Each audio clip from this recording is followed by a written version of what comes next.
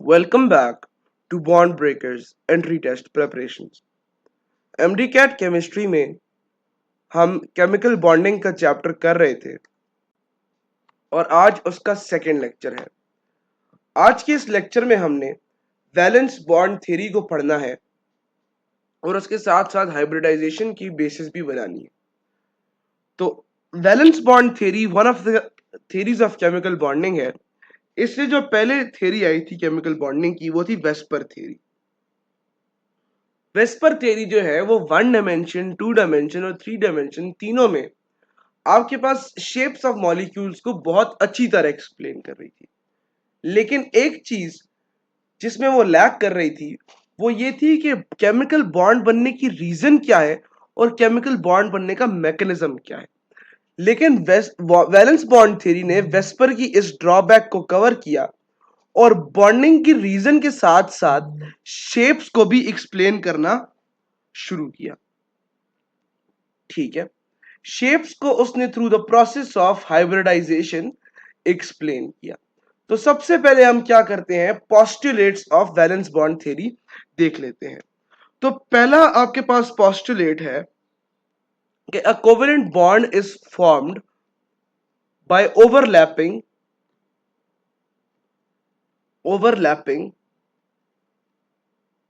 Of atomic orbitals. या आप इसको ऐसे भी कह सकते हैं कि whenever the atomical orbitals interpenetrate into one another, a chemical or a covalent bond is formed। इसकी दूसरी जुबान में या कुछ बुक्स में इसको ऐसे लिखा जाता है। अच्छा, for a covalent bond, for a covalent bond, both orbitals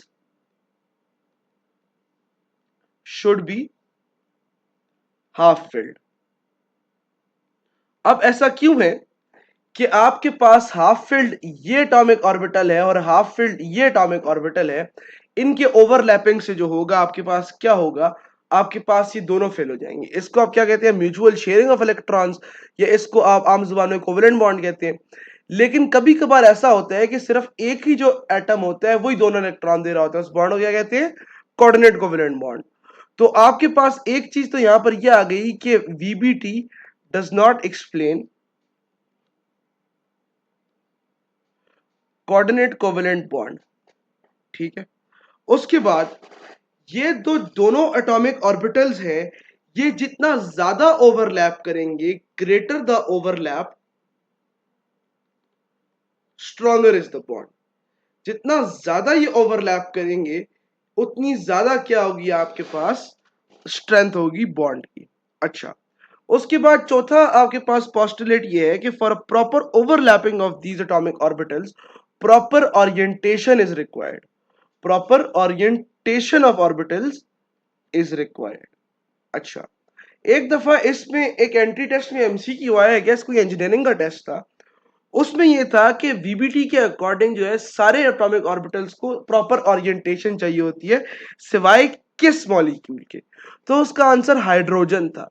क्यों? क्योंकि हाइड्रोजन में एक का भी 1s है और दूसरे का भी 1s है। अब दोनों जो है वो स्फेरिकल है। अब दोनों जब स्फेरिकल है तो ये किसी भी ओरिएंटेशन में एक दूसरे के साथ ओवरलैप करेंगे ना, तो वो आपके पास क्या होगा, वो आपके पास एक प्रॉपर ओवरलैप बनेगा और सबकी स्ट्रेंथ क्या होगी, आपके पास इक्वल होगी। अच्छा, अब इसके जो वैलेंस बॉन्ड थ्योरी के ना कुछ एसेसरी पॉइंट्स हैं या कुछ बाकी पॉइंट्स भी हैं। वो ये कहते हैं कि जो इलेक्ट्रॉन पेयर है ना वो अट्रैक्टिव फोर्सेस के लिए रिस्पॉन्सिबल है बिटवीन टू एटम्स। और दूसरी बात यह है कि the orbitals having a pair of electrons are unable to take part in bond formation. यानी कि कोऑर्डिनेट कोवेलेंट बॉन्ड जो है वो एक्सप्लेन नहीं करती क्या चीज, वीबीटी। तो आई होप आपको एक रफ आइडिया हुआ होगा कि वीबीटी कहती क्या है। वीबीटी का एक और पॉइंट होता है कि electrons having opposite spin, electrons having opposite spin stabilize themselves during bond formation। यानी कि एक का अगर स्पिन एंटी क्लॉकवाइज है, दूसरे का स्पिन जो है वो क्लॉकवाइज है, तो ये क्या करते हैं, इनकी ऑपोजिट स्पिन की वजह से ये आपके पास क्या होता है, आपके पास स्टेबलाइज हो जाते हैं। और ये हमेशा ऑपोजिट स्पिन वालों के ही बीच में होगा, ये बात तो नोन है, ये बात तो आप एटॉमिक स्ट्रक्चर में पढ़ के आए हैं कि जो एटॉमिक ओवरलैप होगा वो ऑपोजिट स्पिन वालों के बीच में होगा, किसके अंदर, पॉलीज एक्सक्लूजन प्रिंसिपल के अंदर। अगर किसी को नहीं पता है पॉलीज एक्सक्लूजन प्रिंसिपल क्या होता है, तो मेरी एटॉमिक स्ट्रक्चर की वीडियोस में जाके ये प्रिंसिपल आप इलेक्ट्रॉनिक कॉन्फ़िगरेशन के लेक्चर में देख सकते हैं, प्लेलिस्ट में। ठीक है, अब हम क्या करते हैं, अब हम कुछ एग्जाम्पल्स को पढ़ते हैं। फॉर एग्जाम्पल हाइड्रोजन है, H2 को VBT किस तरह एक्सप्लेन करेगी। अच्छा, H2 को ऐसे करेगी कि भाई एक हाइड्रोजन का एटम है, वो आपके पास क्या है, वो आपके पास है 1s1 और दूसरा भी हाइड्रोजन का ही है 1s1। अब ये आपस में ओवरलैप करेंगे तो क्या हो जाएगा, कुछ ऐसा हो जाएगा, दोनों इक्वल ही, मैंने गलत बना दी, मैं ठीक कर देता हूं।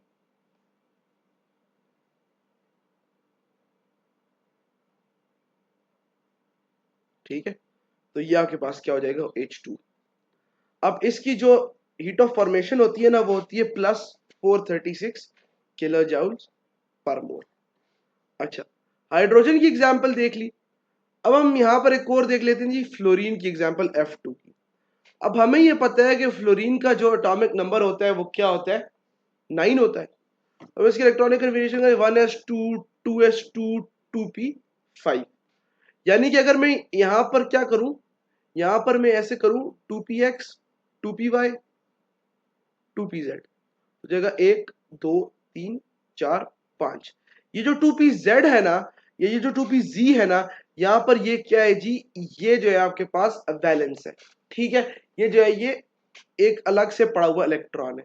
Same goes with the second fluorine, जो यहां पर होगा, ये एक फ्लोरीन है, दूसरा फ्लोरीन है, तो इसके भी जो 2pz है वो क्या होगा, इसका जो 2pz है वो भी आपके पास इस तरफ है, एक इलेक्ट्रॉन के साथ होगा। अब यहां से ये दोनों ऑर्बिटल्स एक दूसरे को अप्रोच करेंगे ऐसे करके, ये दोनों आपके पास क्या है 2pz, ये भी आपके पास क्या है 2pz, ये आई तो यहां पर ओवरलैपिंग हो जाएगी और सिग्मा बॉन्ड फॉर्म हो जाएगा इन दोनों के बीच में। ठीक है, तो ये आपके पास क्या है, P2P orbital overlap, P2P orbital overlap. अच्छा, अब इसकी मजीद जो एग्जांपल्स हैं उसमें हमने 2 या 3 और डिस्कस करनी है, ताकि हम ये समझ सकें कि हमने इसको ओरिएंटेशन के हिसाब से किस तरह लेना है। आप इसको एज HF कर ले, HF में देख लेंगे कैसे होती है। हमें पता है कि हाइड्रोजन का अगर हम ले लें तो ये आपके पास 1s1 है, यानी कि कुछ ऐसा सा है, कुछ ऐसा सा है। और आप ये देख लें फ्लोरीन का जो वैलेंस है वो 2pz1 है, मैंने आपको बताया कैसे, वो हमने पीछे देख लिया है। अब क्या होगा जी, यहाँ पर ओवरलैप हो जाएगी ऐसे करके, तो ये भी आपके पास यहाँ पे क्या बन जाएगा, सिग्मा बॉन्ड बन जाएगा। सिग्मा बॉन्ड क्यों बनेगा, क्योंकि यहाँ पे एस, यहाँ पे क्या है, sp ओवरलैप है। तो जब भी आपके पास pp ओवरलैप हो या ss ओवरलैप हो या sp ओवरलैप हो, तो आपके पास क्या होता है, आपके पास सिग्मा बॉन्ड बनता है। अच्छा, आप इसको ऐसे देख लें, आप इसको देख लें ऑक्सीजन मॉलिक्यूल, तो O2, O2 molecule, O2 molecule में क्या होते हैं, 2 बॉन्ड्स होते हैं, O डबल बॉन्ड O, तो ये क्या है 1s2 2s2 2p4। ठीक है, ये हो जाएगा 1s2 2s2 2px 2py 2pz, तो 1 2 3 4, तो यहां पर ये आ गए और नीचे दूसरे हाइड्रोजन के दूसरे ऑक्सीजन के आ गए। तो आपके पास यहां पर क्या होगा, यहां पर ये होगा कि पहले का क्या होगा, सिग्मा बॉन्ड बनेगा इस तरह से। ठीक है, सिग्मा बॉन्ड बनेगा, पीपी ओवरलैप होगा, और फिर आपके पास क्या होगा, यहां से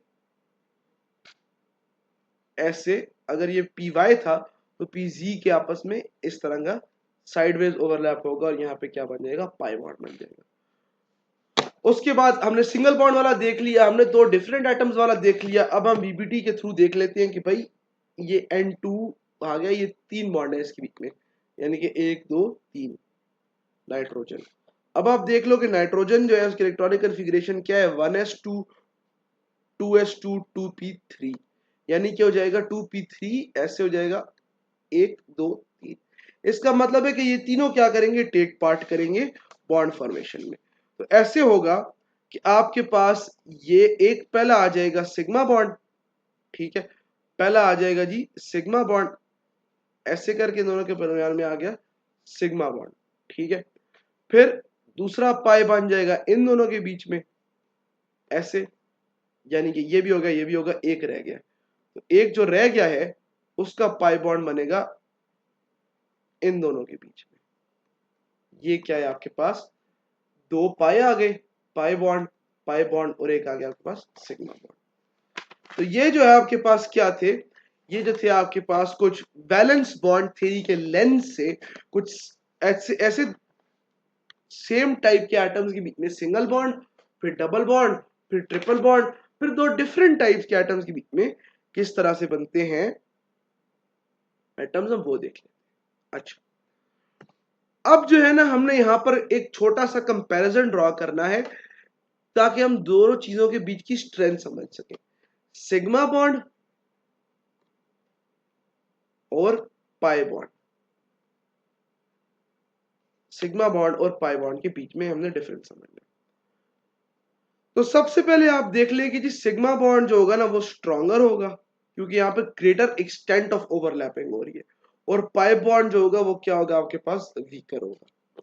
सिग्मा बॉन्ड में आपके पास डायरेक्ट ओवरलैप है, डायरेक्ट ओवरलैप है, और पाई बॉन्ड में आपके पास क्या है, साइडवेज ओवरलैप, ठीक है।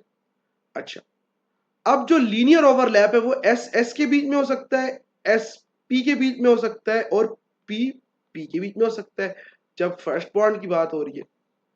और यहां पर क्या है, पी पी के आपस के बीच में पाई बॉन्ड बन सकता है, मैंने आपको बना के दिखाया है, मैं फिर दिखा देता हूं। और पी पी के पी डी के बीच में क्या बन सकता है, पाई बॉन्ड बन सकता है। सर ये क्या बातें कर रहे हैं आप, ये बात करो कि कंसिडर करो कि ये पी वाई है, ये पी एक्स है, और ये पी जेड है, यानी कि ये एक ऑर्बिटल है, ये दूसरा है, और ये तीसरा है। जब आप एक किसी पी की बात कर रहे हो दूसरे पी के साथ ओवरलैप कर रहे हैं तो ये पहला बॉन्ड जो होगा ये सिग्मा होगा, लेकिन जैसे ही दूसरा साइडवेज ओवरलैप होगा ना ये क्या होगा आपके पास, पाई बॉन्ड होगा। तो ये पी टू पी बॉन्ड रहता है, इसकी आपके पास वो आ गई, एक्सप्लेनेशन आ गई। अच्छा, अब दो तीन और पॉइंट्स हैं जो कि एमडी कैट के हवाले से इंपॉर्टेंट है। वो ये है कि first bond is always sigma bond, first bond is always sigma bond, और other than first bond are always pi bond, ठीक है। बाकी सारे क्या होते हैं, बाकी सारे पाई बॉन्ड बनाते हैं, ठीक है। अच्छा, अब इसमें जो है ना इलेक्ट्रॉन डेंसिटी जो होगी वो क्या होगी, क्योंकि ये स्टेबल है, हमने ये पढ़ लिया, उसको तोड़ना थोड़ा, इसकी जो इलेक्ट्रॉन डेंसिटी होगी वो क्या होगी, लोकलाइज्ड होगी। और इसकी स्प्रेड इलेक्ट्रॉन डेंसिटी है, क्यों स्प्रेड है, क्योंकि इलेक्ट्रॉन डेंसिटी जो है ना वो सिग्मा बॉन्ड के अंदर is maximum between the two nuclei, ठीक है, लेकिन इसके अंदर above and below the bond axis है, ठीक है। पाई बॉन्ड के अंदर electron density is above and below the bond axis, और सिग्मा बॉन्ड के अंदर is between the two nuclei. I hope आपको ये बात समझ आई होगी। अच्छा, bond energy obviously sigma bond का तोड़ना मुश्किल है, उसकी बॉन्ड एनर्जी क्या है, ज्यादा है, और इसकी बॉन्ड एनर्जी कम है। अच्छा, मैं आप लोगों से ना एक सवाल पूछता हूं, सवाल ये पूछता हूं कि आपके पास बेरिलियम है, बेरिलियम है, बेरिलियम की इलेक्ट्रॉनिक कॉन्फ़िगरेशन का हो जाएगा 1s2 2s2। आपके पास कार्बन है CH4, इसकी इलेक्ट्रॉनिक कॉन्फ़िगरेशन माने ये कितना बन जाएगा, इतना बन जाएगा कि ये हो जाएगा 1s2 2s2 2p3। अब अगर आप यहां पे गौर से देखें, आप कार्बन में अगर देखें तो यहां पर जो है ना वो तीन लोन पेयर्स है, यानी तीन लोन पेयर्स नहीं, वैलेंस इलेक्ट्रॉन है, तीन डिफरेंट एटॉमिक ऑर्बिटल्स में पड़े हुए तीन डिफरेंट इलेक्ट्रॉन्स है। तो इसको जो तीन बॉन्ड बनाने चाहिए, ये CH4 जो है ये कैसे बन रहा है, इसमें तो चार बॉन्ड है कार्बन के, है कि नहीं है, बिल्कुल यही बात है। तो CH4 की फॉर्मेशन कैसे हो रही है, VBT नहीं बता सकती।